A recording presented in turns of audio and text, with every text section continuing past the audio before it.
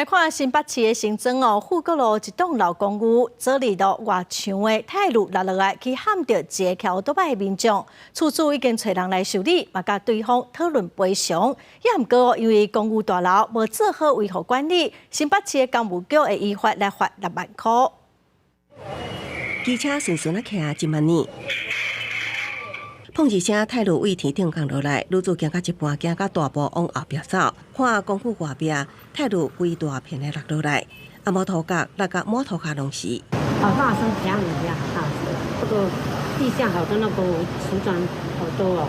代志发生伫新北市新庄富国路上这栋公寓。建造超过40年，12暗6点外，5楼外壁突然落落来，一台车受损，高卡去讲到骑机车的人。小队要跟着卡过，啊，昨昏阮投票有去带，无带赔3000块互伊，安慰安尼。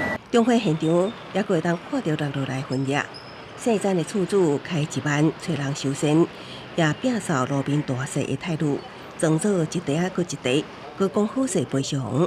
虽然对方无提过，但不过新北公务局决定要开罚。依照建筑法规定，我们已经对建筑物所权人开罚新台币6万元整。